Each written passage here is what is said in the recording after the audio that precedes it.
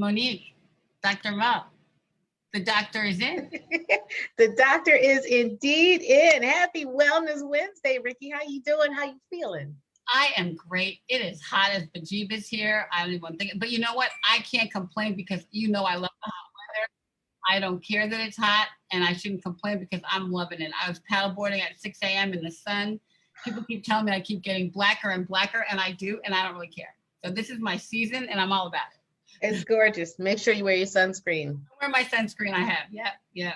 But, Excellent. And on the topic of prevention, right. We got to talk today about screening. So we talk a lot about different issues in the breast world. We talk about when women should be screened, what the guidelines are, and we're going to go into that in greater detail today. But I think that one of the things we want to drive home with this show today is we talk about wisdom, right?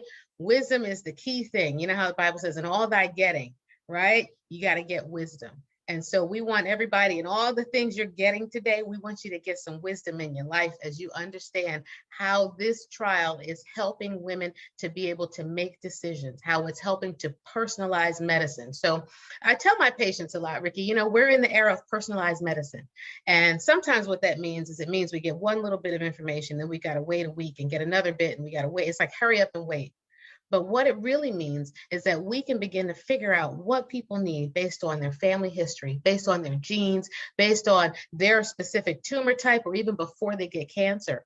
And that's really what we want to aim for, especially in Black and Brown communities. We want to prevent, we want to detect early, and there's some good information and a great study that's going to help us do that and give us more options. So we got a great guest. We have two great guests here who are coming on today, and we're going to start with our first guest, Ashley Dedman. Is that how you pronounce your last name, Ashley? You nailed it. I love it. I have been stalking her online and fangirling because I love people who have this public health background and they have this heart for people. And so, Ashley, we want to welcome you to The Doctor Is In today. And just tell us some more about yourself and your story. Well, first and foremost, I want to thank you both for the opportunity. Thank you to the Wisdom for the opportunity. And it's just an honor and a privilege to be on the panel with all this Black girl magic. So I definitely I want to thank everyone for the opportunity. And so my name is Ashley Dedman. I am a cancer research advocate. I am a BRCA2 gene mutation carrier. And I was a teen caregiver of two parents with cancer.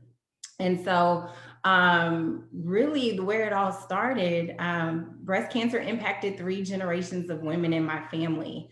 On my mother's side, my great-grandmother, my grandmother, and my mother were all impacted by breast cancer.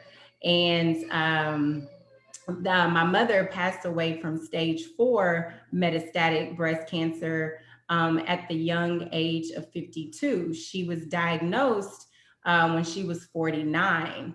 And shortly after, my father was diagnosed with prostate cancer and elected to have his prostate cancer removed.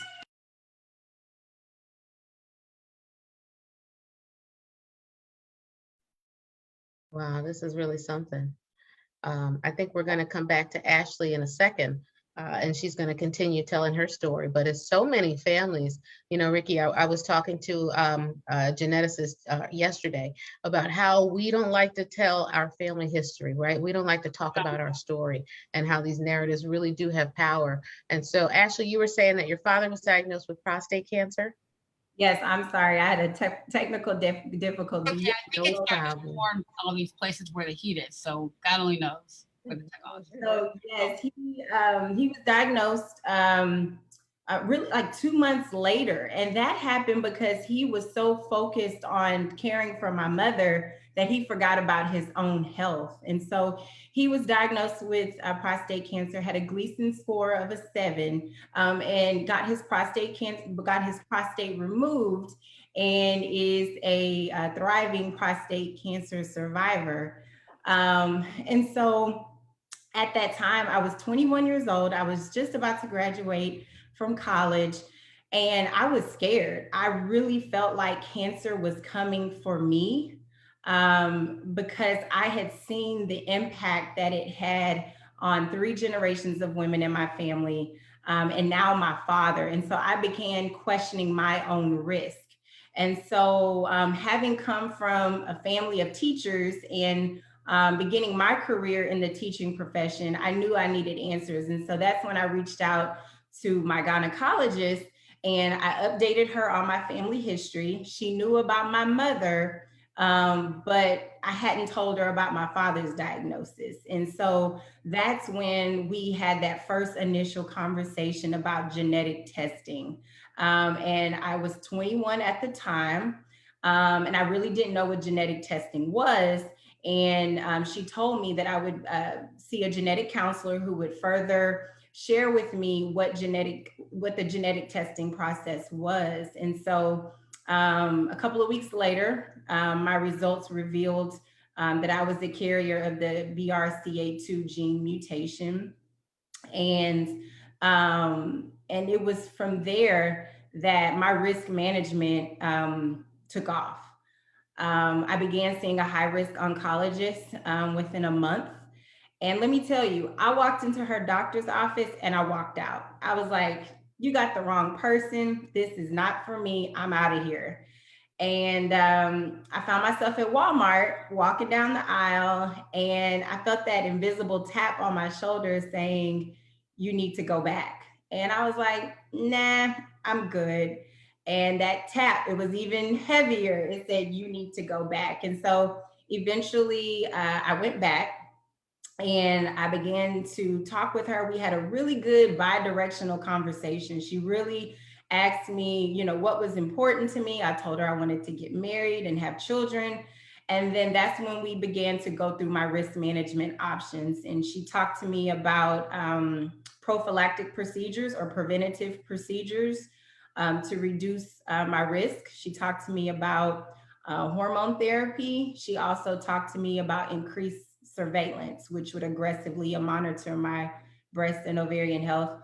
And at the age of 22, knowing that I wanted to get married and have a family, I began I had my first mammogram at the age of 21.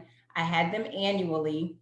And then I had breast MRIs, breast ultrasounds rotationally throughout about 10 years to monitor my breast and ovarian health. And then within those 10 years, I got married, became a wife and a mom, and saw myself going down some of those same patterns of not putting my health first. And then I talked with my husband and we prayed about it, and we went back and explored other options with my doctor. And then I had a preventative double mastectomy at the age of 31. And then the most recent, my father, after 14 years, this past February, underwent genetic counseling and testing. And he found out that he was negative for the BRCA2 gene mutation.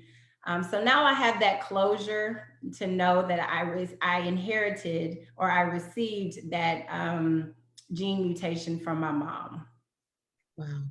Wow. Why did your dad wait so long? So Ricky, that's a good question. And let me tell you, it was not because he didn't want to get genetic testing. It was just life. I wanted him to first go through his own cancer journey and process that. That was important. Plus, your mom's so young too. So absolutely. So it was like he started off grieving, and then he had to go through his own diagnosis and then life. But I never stopped just putting that bug, that little bug in his ear, and he always just said, Dad's going to do it. Dad's going to do it. And so I would just send him information. I would just send him flyers, send him emails. And then it was during the pandemic, I had just told him, I said, Dad, I really need some closure. I said, I really need to know who I inherited this gene from. But I told him, I don't want to force you to get genetic counseling because it has to be your choice. And I said, because if you do get genetic testing and, if you do get a full panel testing, it could reveal some other mutations. And I want you to be prepared for that. And he was all in because he knew how important it was. But not only that, Ricky, he has a sister and a brother who have children. And if he did carry the mutation, then now we need to have that conversation with his side of the family because my mother's side of the family is deceased. And so he wasn't reluctant. It was just time and education and consistency. Wow. Let me jump in here and say that you cannot say the words cancer genetics. You cannot Google the word disparity, healthcare disparity, breast cancer disparity, breast cancer across the diaspora without discovering a publication by our additional guest here today, Dr. Funmi Olopade.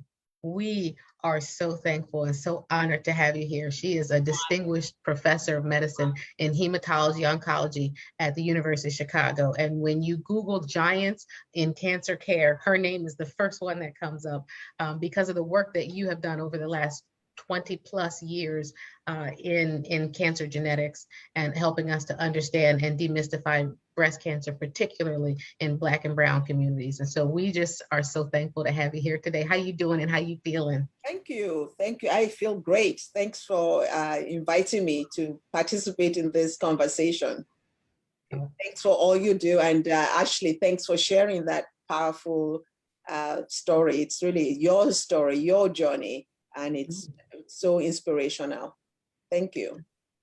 We're so glad you're here. So glad it brings up a point that you talked about a little bit earlier, Dr. Olopade, about people not necessarily understanding which side of the family. And there's a lot of rumors about genetics and hereditary, and people think hereditary and genetics are the same thing. And I wonder if you could tell a little bit, just for the sort of the person who's watching who maybe doesn't have any science background, about how cancer can be transmitted from a hereditary fashion. Is it only on your mom's side or can it come from your father's side too? Yeah, well, the most important thing is that you can't have a human being without the sperm and the egg, right?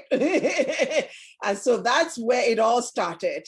And lots of things get passed on through the sperm and the egg. And that's why I always say, don't blame your mother for everything that happened to you.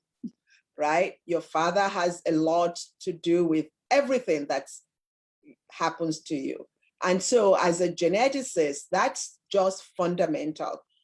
And the unfortunate thing is that sometimes people don't even know about their family history. This is why this becomes challenging for all of us, right? Some of us are fortunate. We have 5 generations of history that we can go back to. And some of us were adopted and we have no family to go to. And that's why when we talk about genetics, just always know that somebody gave birth to you, but that came from somebody's sperm, right? So once you understand that, then what I tell everybody is that the most important risk factor for breast cancer is that you're a woman, right? And so the minute you have breasts, you should be asking, am I at risk for breast cancer? And what's my risk? Because stories like Ashley's just breaks my heart because she was fortunate at 21. She just had to make a decision about whether she needed a genetic test. She had not had cancer. Imagine how many 20-year-olds, 30-year-olds wake up one day and they feel a lump. And the tragedy of it is that even when they feel that lump, somebody might still tell them, oh, you don't need to worry about it. There's no cancer in your family.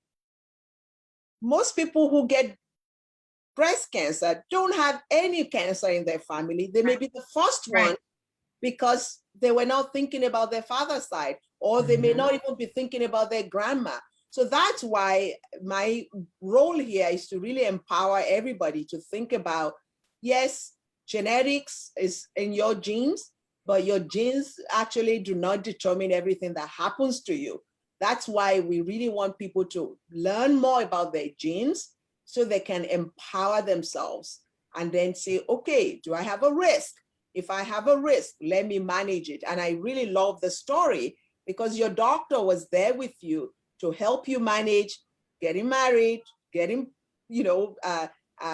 pregnant, having children, and then deciding when you felt you were ready for it to have the double mastectomy. So that's really where we have come, is that Mhm. you can know your risk and you don't have to do anything. If you don't want to do anything dramatic, all you have to do is just make sure you let your doctor guide you, right? So if you go in and get MRI, you can get your cancer diagnosed much earlier, which is the challenge that we have when you suddenly wake up and the cancer is metastasized or you have a big lump.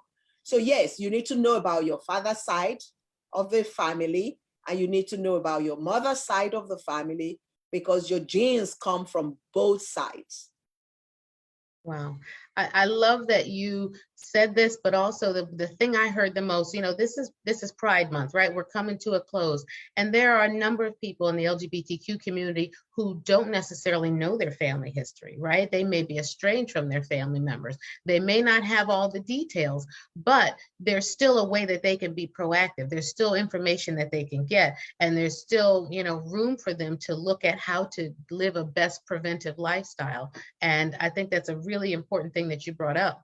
Yeah, absolutely. And I think some of the errors that we've made in the past was when we thought the only way you can have a BRCA1 or BRCA2 mutation or have a cancer that might be inherited is if you can see your family history and if it's obvious to you that you have that family history.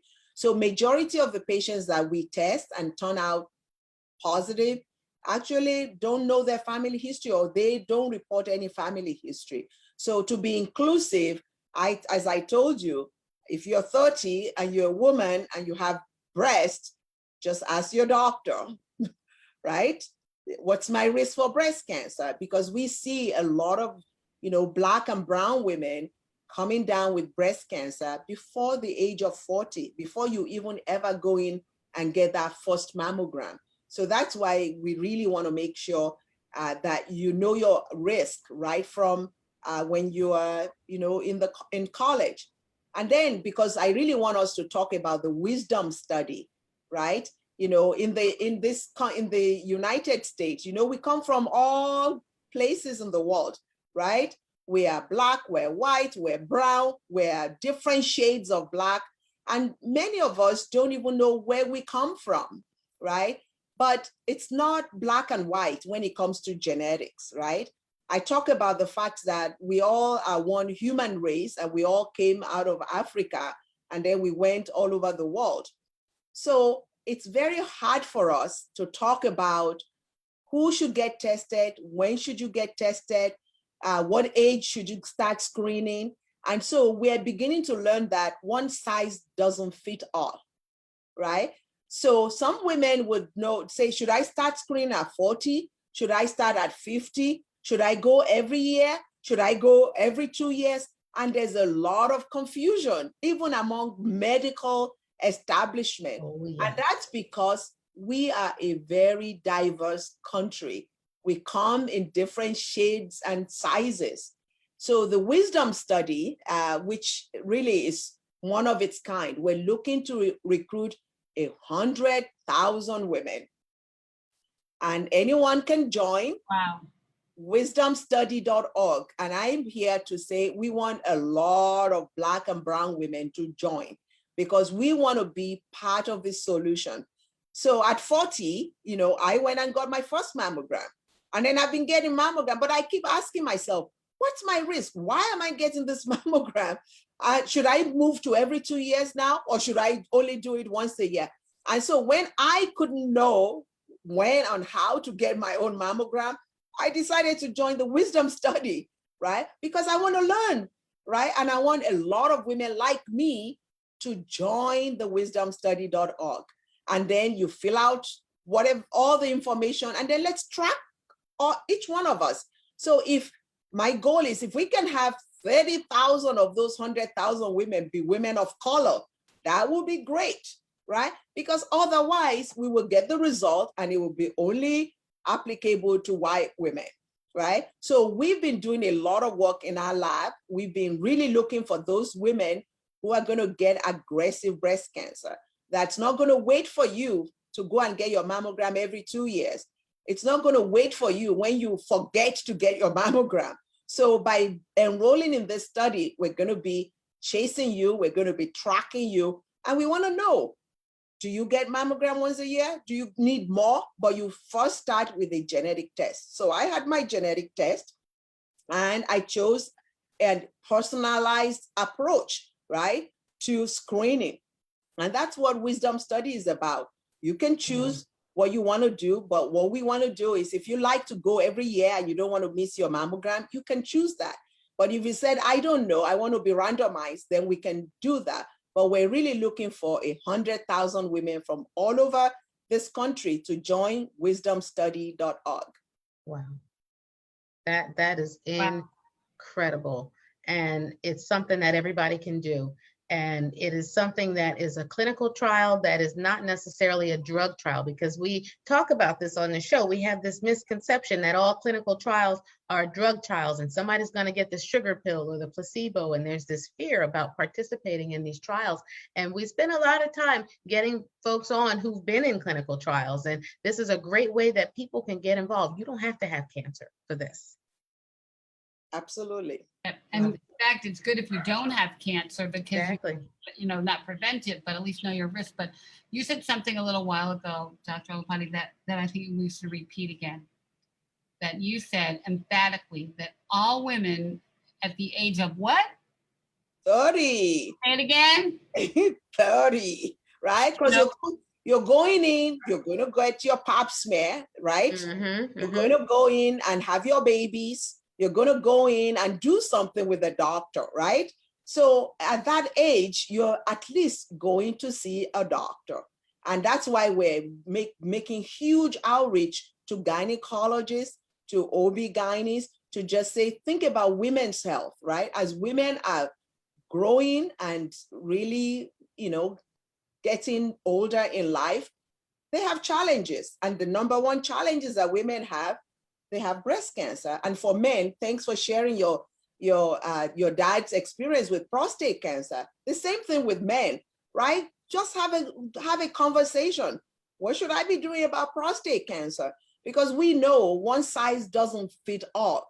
Somebody with a BRCA2 mutation or a mutation that increases the risk for prostate cancer, which is a number one killer for Black men, right? So just as I'm talking to myself about doing the test, I'm getting my husband and everybody I know, what's your risk for prostate cancer, right? So we can all be empowered. And I can't but talk about smoking tobacco, because one of the things that we've done really well in breast cancer, we haven't done enough. Women are surviving breast cancer. We're doing better than we ever did. But guess what's killing Black women the most? Lung cancer, right? So I can't talk to an audience that is full of Black women or that can reach Black women without talking about the fact that tobacco is the number one cause now of death for women.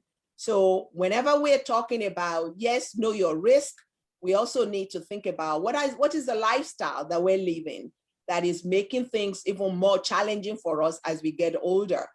Diabetes, obesity, cardiovascular disease. So if you don't get cancer, but then you have a sudden heart attack because you've been smoking all your life, that's still going to make you die younger, right? So that's why we're talking about the disparities in our communities where Black women are not living as long as white women.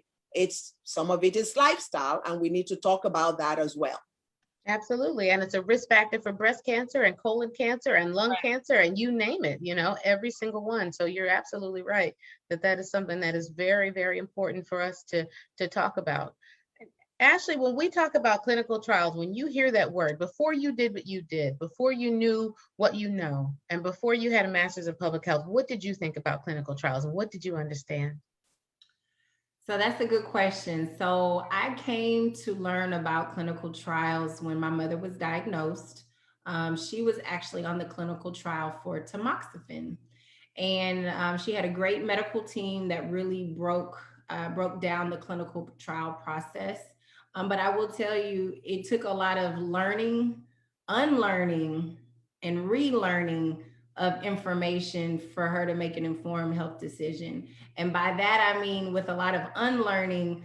And I won't say unlearn because you can't unlearn history, but immediately it was that mistrust from historical clinical trials in the past, like Henrietta Lacks and the Tuskegee experiment. Those things immediately came to the forefront of my family's mind, and so we were hesitant. But it was her medical team that really helped us to first build that trust in them, and then go through that clinical trial process and break things down and talk through it with us and answer any questions that she had, that she moved forward with that drug. And that's so important because, you know, when drugs are in that clinical trial phase, it's so important that there is representation of women of color in those trials, because they go on to represent you have to be represented. I believe Dr. Olopade said it's important that we're represented in that clinical trial process and in that population. But it was maybe about 2 or 3 years later, I was presented with the clinical trial as a risk management tool, as a hormone therapy to reduce my risk of breast cancer, I believe by 50%. And at the time, I was scared because, not because of the clinical trial or the drug tamoxifen, it was because my doctor was presenting a drug to me that I had made a connection with my mother, who was a cancer patient. And I was questioning, why is she recommending a drug that was recommended to my mother who had cancer, but you're telling me I don't have cancer? And I was so young, I was still trying to process everything. And it was so much information. And that was a risk management option I elected not to do. And again, it wasn't because of the drug, it was just my personal choice. But I believe that is so much value in clinical trials. I believe is so much value in first understanding that there is mistrust there and validating that it's very valid, but also talking with your doctors and asking questions and making sure, I go back to that term, make sure there is bi-directional conversations, make sure there's collaborative conversation, make sure you're getting all of your fears and your questions out so they can be addressed, so that if you so choose, you can move forward down that path. Yes, you just said a lot, Ash, in terms of just, kind of understanding. But I'm so impressed with all the decisions you made for yourself at such a young age. I mean, you were like 21 when you lost your mom too. And so you didn't have your mom, and you're dealing with all these issues about your body, how you're going to have children, things that you didn't even know about. So God bless you for going through that experience. But I think that the learning for our audience is you took control. That you said, hold on, I am not going to let this happen to me. I'm going to work it out. I'm going to figure it out. I'm going to ask the doctor, because we have so many young women that will even go to the doctor and present with a lump and say, I have, this doesn't feel right. And the doctor will dismiss them and say, oh, you're too young. Come back in 6 months. It's a cyst. Don't worry about it. But thank God that you didn't even have a lump, but you said, okay, there's got to be something here for me. And I think the wisdom study is really a tool to help you do what you did by yourself for all of our viewers. And so I think it's a great lesson for them to know that, you have to take control of your life. You have to take control of your health. And we're the first ones to go sign up to go to the Guiding to Get Birth Control. So when you're in there, talk about everything, like as Dr. Olopade said, talk about all of it, your sugar, your whatever. You should be getting everything checked out. And I just applaud you for taking control of your health. And we hope that we can make that a widespread lesson. You guys listen to Ashley. Right. You know what, Ricky, I have to say, I had those medical professionals, and they were more frontline professionals that said, as I was checking into the office, why are you here? You don't need to get a mammogram till you're 40. And I had to tell the lady at the front desk, I told her to stop.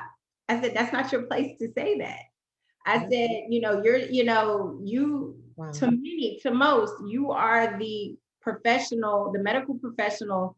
You know, you're that first impression. And I told her, had I been ignorant, and I don't mean dumb or stupid, had I been ignorant and I walked in and I see you in your medical scrubs and you made that comment to me, I could have walked out the door and not come back until I was 40. But to your point, Ricky, I was empowered. I knew my risk. And I told her, I said, you know, I'm BRCA2 positive. That was kind of my VIP card. I could get through anything, insurance, everything. I almost lead it with that. Instead of saying my name first, I said, I'm BRCA2 positive. My name is Ashley, and I finished out the conversation. But I had so many people along my journey telling me I was too young. But then when I pulled out my card, my VIP card, my invisible card that said, no, I'm BRCA2 positive, and these are my risks. We got to get through this, whatever it is, because this is what I need. This is what I need to do.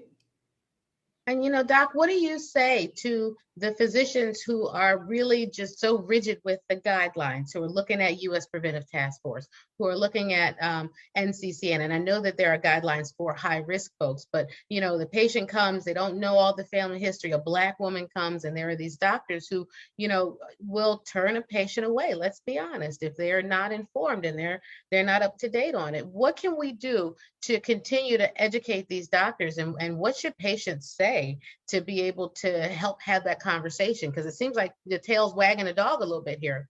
Yeah, well, we have a health system that is actually not quite a health system, right? So I am a doctor. I want to speak up on behalf of other doctors like me. We would like to help every patient. I've never seen a doctor that doesn't want to help. But the problem is, the barriers, right, to care in this country is being put into the fabric of society. And for a very long time, we kept talking and blaming the patient for their own disparity, instead of talking about the racism and all of the structural barriers that we put on top of doctors, on top of hospitals, on top of everybody, right? Because somebody else pays for you to get some test. And unless this insurance covers it or that covers that, you don't get care, right? So one of the reasons why I was so excited to have Obamacare, and by the way, Illinois was one of the very first states, because we knew what this could do for Black women to have Medicaid pay for genetic testing. And we insisted that if that patient who has, Blue Cross Blue Shield, who has Cadillac insurance, or who has money and can write a check and get their own test, then everyone who comes to our clinic must be able to get access to the test.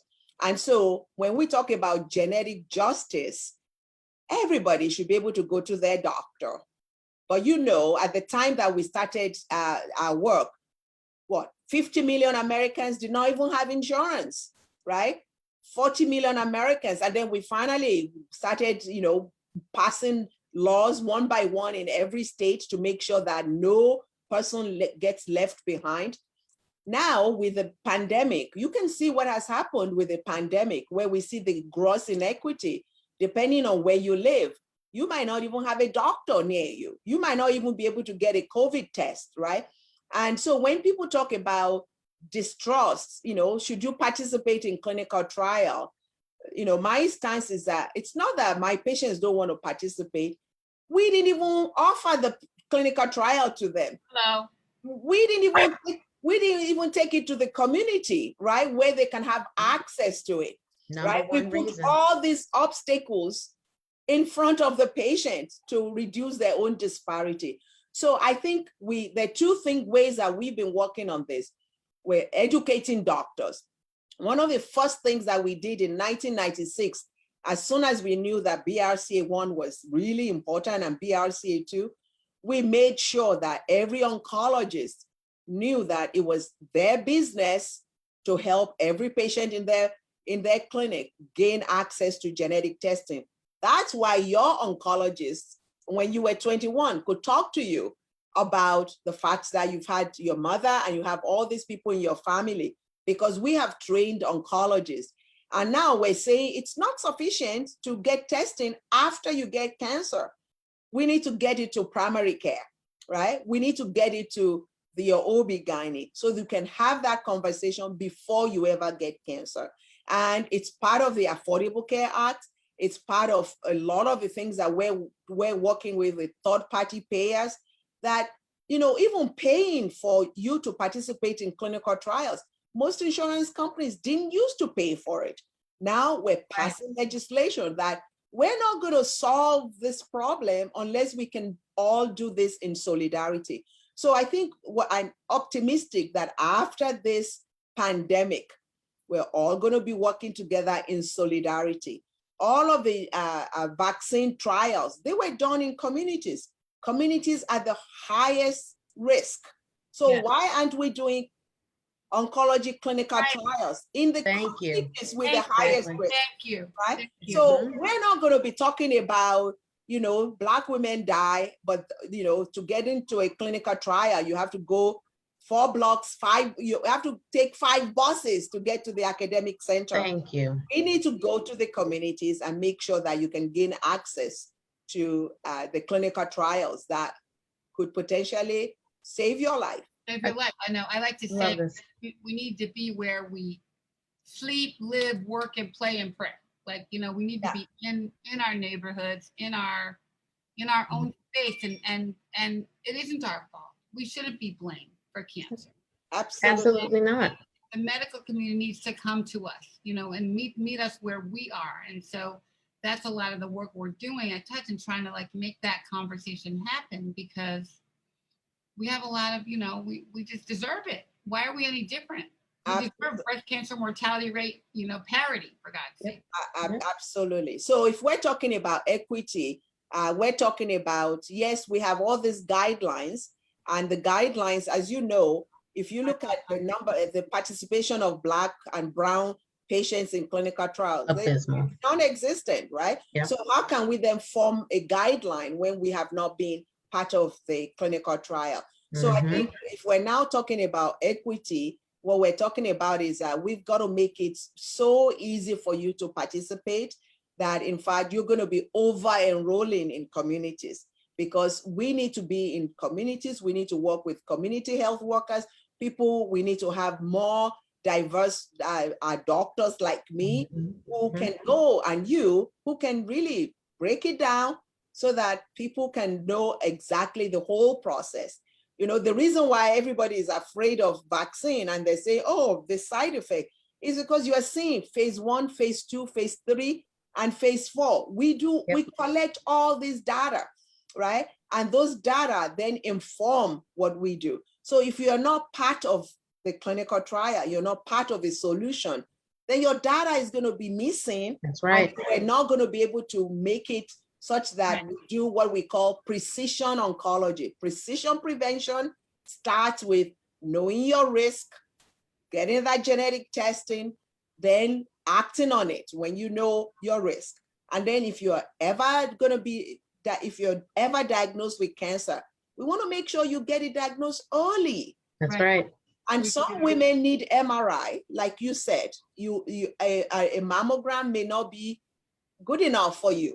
So how would you know that you need an MRI if your doctor isn't ordering that MRI?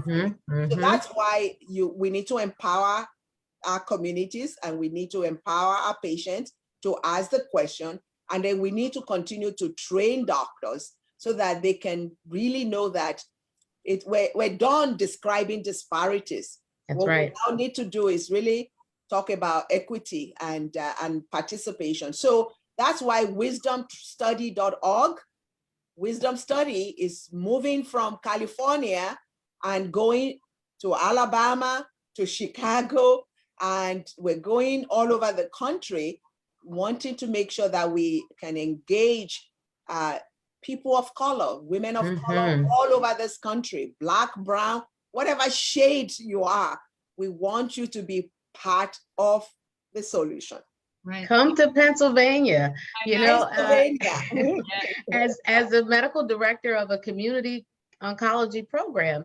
There have been significant challenges in really decentralizing clinical trials so that we can participate in those community settings. And I'm seeing those barriers being broken down one by one. And I'm so encouraged by it. And so this is something that many communities can do. You know, this is a trial that everybody can really sink their teeth into and participate in. And, you know, while representation does matter, and yeah, we need more Black principal investigators for sure, this is something that white investigators can get behind as well. This is something that our radiologists and our surgeons and our medical oncologists, our geneticists, our high-risk programs, there is really something for everybody here in the wisdom study. And so I just think it's such a timely and wonderful study.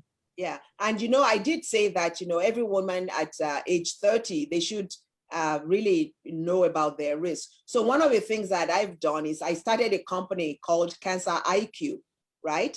So what is your cancer IQ? What is, you know, do you have that high level of awareness? Or are you still praying that you're not going to get cancer? Oh, no, I reject it, right? Like my people in Nigeria would say, they don't want to have bad thoughts. But the thing is that as long as you're alive, you can get cancer and it doesn't have to be deadly. So we have to take that cultural context and say, okay, that's okay. You don't want to think, you know, negative things, but the science is pushing us this way, right? We also know that there's so many people who don't even believe there's COVID, right? And they're seeing people die and they're still praying about it, right? So I want to respect everybody's faith tradition. I want to know that we all are people of faith, one way or the other, but science is so amazing. And what has happened this last year is being predicted because we knew it was coming, right? And we were not prepared. And we knew, Doc. We fumbled it, right? And so I'm hoping that the lessons that we learn from this pandemic is that we're going to come together in solidarity. And we're going to stay in our community. We're going to strengthen our communities. And we're going to be part of this new movement to do clinical trials and then to find solutions for all of us. Wow. Ashley, can you tell us more, or Dr. Olopati, about the actual study itself? So if a woman decides, if somebody's watching, they want to enroll in this trial, what can they expect?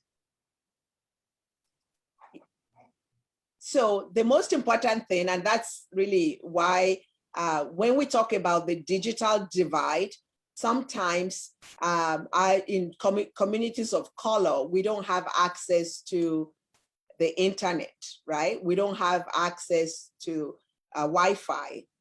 So for anyone who has access to Wi-Fi, just go to wisdomstudy.org, okay? And I work in a health system where we actually have electronic health record. So my good friend and buddy in Chicago, Valerie Jarrett, she did a session for us and posted it on her Instagram for Mother's Day and said, join wisdomstudy.org. Guess what? Everything went off because she's an opinion leader and she tweeted it. And guess what? This after her tweet was the first time of having so many people just sign up. We want sororities. We want, tell your friend, if you have access to the internet, you have a smartphone, go to wisdomstudy.org and then you fill out a questionnaire and then you go down that path. And then if you don't have access to a Wi-Fi or fast internet, this is where I come in, and we're talking about putting kiosks and actually going to mammography centers. So in Chicago, we're doing it at the University of Chicago. We're rolling it out at Ingalls Memorial Hospital, and we're rolling it out in all the places where University of Chicago does mammography. And what we want to do is we want you to be able to talk to a recruiter, right? Somebody in the office there, and just they can help you fill out your questionnaire.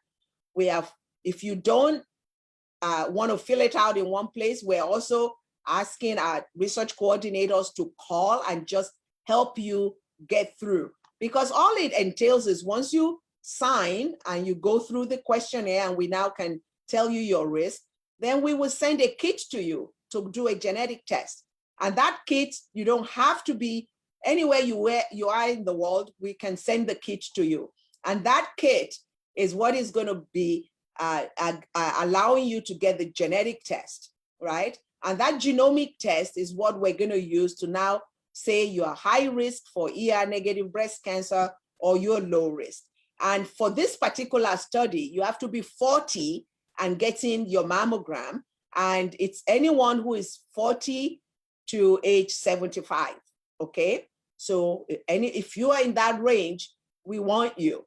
If you've had mammograms all your life, well, the next one you're getting, do it under the wisdom study, right? And then we send the kit to you, and then we just want to learn from you what your lifestyle is, what happens. And then if we get 100,000 women, we want to follow them over a long period of time to then see what happens. Whether if a woman chooses to get randomized, we want to see if you're low risk, and we can really predict that you're low risk, then maybe you don't need to start or even a screen every 2 years. Maybe you can just, have a personalized arm where we tell you what to do. If on the other hand, you feel, I get my mammogram every year, I just want to keep getting it every year, that's okay too. We'll follow you on the study. And then if you are high risk, which is really why I come in, and I'm so interested in finding every Black woman who is at risk for getting ER negative breast cancer. Right. Because by taking that genetic test, we can find the BRCA2 mutation carriers, we can find the BRCA1 carriers, we can find the PALB2 carriers. There are almost 40 genes we can test for now. And as part of Wisdom study, we actually want to look at your whole genome and then look at how are all your genes scrambled, and which one puts you at the highest risk, and then which one says, you're the lowest risk, and then which one puts you in the middle. And then we want to, by doing that, be able to tell women who are in the highest risk, well, maybe you should be getting MRI. And then we tell you to go to the high risk screening protocol. But then for women who are average risk, we just want to study, when and how should we be studying you. So that's really what the study is about. So Doc, let me get a little scientific here and ask the question, because I have a family history. My mother had ovarian cancer 29, my grandmother had breast cancer, bilateral breast cancer. I got hereditary cancer testing, right? I did the panel, but are you analyzing the SNPs or the other segments on these Black women too? And is there information that you can give about their risk? Because so many of the other companies, they produce a product, but they don't necessarily tell you what your risk is if you're not white. Yes, so I've been working with Myriad Genetics since we published the first paper with them in 1996. 1996, that's right. 1996. And when I saw these families, these Black families with mutations, and many of them actually traced their families to Mississippi, to Alabama, to the South, I said, and I've been talking to them, you have to make sure that your test works for everybody, right? And so when we first started doing the testing, every time we run into a variant, it's a variant of unknown significance, right? They hadn't seen it before because all that is in the database are all white women. And so I kept saying, you have to work harder to make sure that this variant, you solve the problem. And so the more Black, the more diverse patients you study, the more you're going to see how common this is. Right. And the reason why it's a variant of unknown significance is because when we started, we had not been studying Black and brown women and women from different ethnic backgrounds. So now we are pushing to be able to get the SNPs that are going to inform in an ethnic specific way. So we are not talking just about Black and white. We're talking about what are the different SNPs, what are the different genetic material that you share, because as you know, we're 99.9% identical. We're one human race, 99.9%. So what is that 0.1% that gives you the color of your skin, that gives Mhm. you the color of your eyes, that gives you your height, that gives you risk of this or risk of that? That's where the science is. That's where we're going. Is that, have you ever asked, why does a tall basketballer who is like this big hunk get to be 7'5"? How do they get so tall, right? It's like winning the lottery, right? They just had all of the genes that make them tall. I know. Right? They may have average age mothers and fathers, but there they are. So that's what the polygenic risk score is Yep. going to allow us to do. And we're rolling that out now. And we actually have discovered some that actually may work better for Black or women of African ancestry, depending on, the number of the level of admixture, whether you're really all African ancestry, or maybe you have some Native American ancestry, or maybe your parents are from different islands in the Caribbean or different parts of Latin America.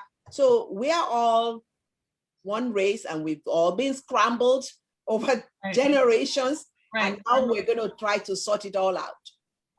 But Dr. Alipati, thank you so much for that. And the data shows that it's frightening. The data shows that Black women under 35 get breast cancer at twice the rate and die at 3 times the rate. And we've done a bunch of research, and what we're finding is Black women just don't know what they're up against. And so this is just a chance to educate yourself. It's so important for you to know what we're up against. That breast cancer it's going to kill you. Like we need to, if you can do what Ashley did, but take the step, have the courage, put yourself, do the research, do the homework. And I think also by entering the study, it provokes a conversation in the household, because you're going to pick up the phone and call your mother, or call your grandma, or call your auntie, or call your sister and say, hey, what's up with this? Did anybody have this? It's going to force those conversations in our households, which we know we don't talk about this stuff at the kitchen table. So it's such a good place to do that. Ash, go ahead. What were you going to say? No, I was going to say, to your point, Ricky, I think it's so important to not only the personalized approach the Wisdom Study offers, but it's so important because BRCA1 and BRCA2 are so different respectively as far as risk and rates and even the age. But as Dr. Olopade mentioned, there's other genes that are linked to breast cancer. And I think it's so important, not only that, but there's elevated risk for other cancers like pancreatic cancer and melanoma. And that's something, I think and I know the focus here is breast cancer, but that's something as a mutation carrier, I have to always consider. I have to now see a dermatologist once a year.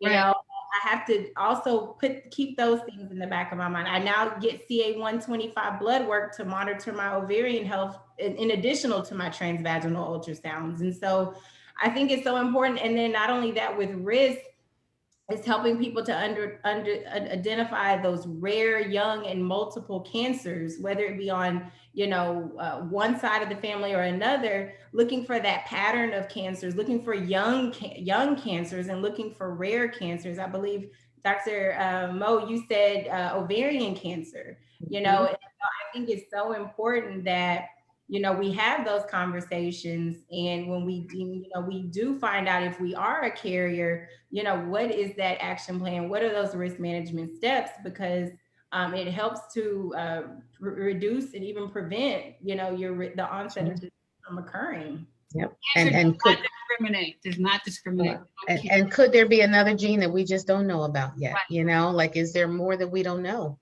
Right.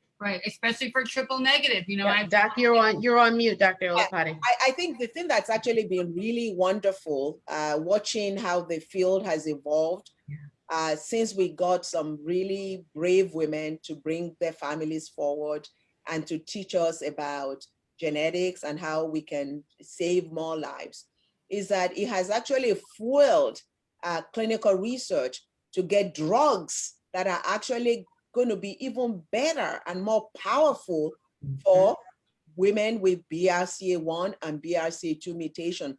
It was a highlight of our annual meeting this year that you can take a pill for triple negative breast cancer. Yeah. That is targeting the genetic abnormality in the breast of a BRCA1 mutation carrier. And that pill is even more powerful than chemotherapy that we were using before. Wow. So you can imagine we're doing studies to look at immunotherapy, whether we can just augment your immune system, right? And all of the technology that we're using to bring the vaccine for COVID now, we're going to be using it to bring all sorts of innovation into how we treat cancer. So that's the good news, really, that we're doing so much better to treat women even after they have breast cancer. So while 50 years ago, when the NCI was started, it was a war against cancer. Now we're saying, oh, you can live with cancer because just like diabetes, you take your shot and you're fine, right? That's what we want to turn cancer into. That's what we want to turn breast cancer into.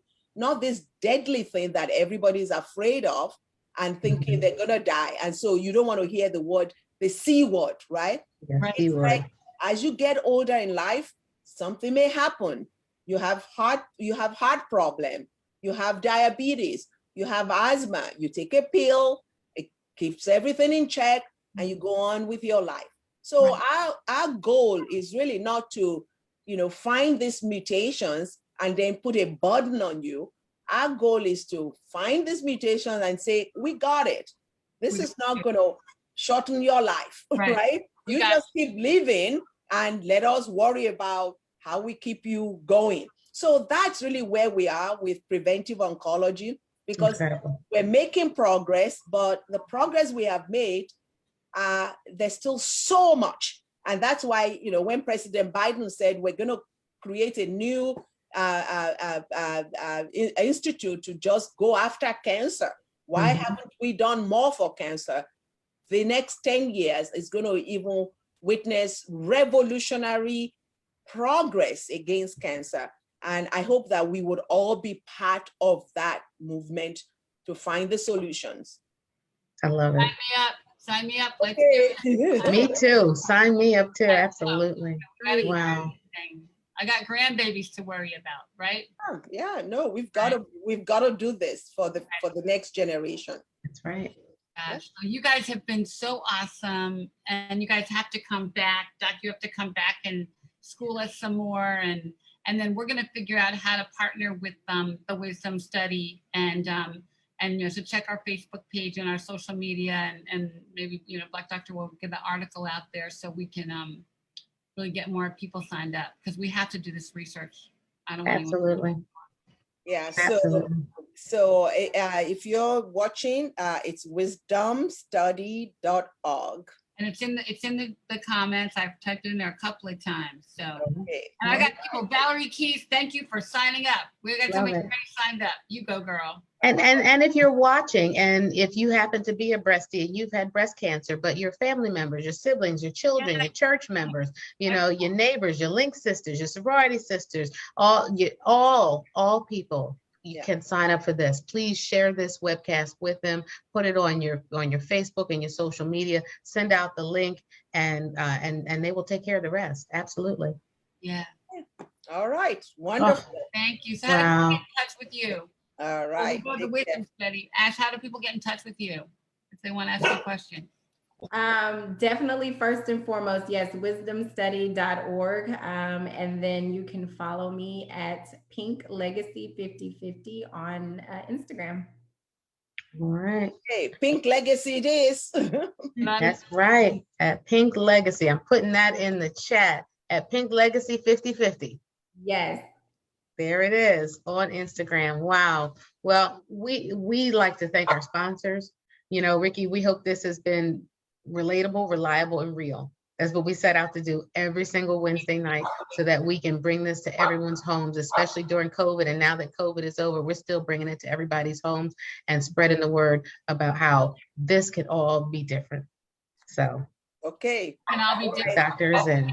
The doctor is in. Breasty love. All right. Breasty love. Take care, everybody. Stay cool. Bye.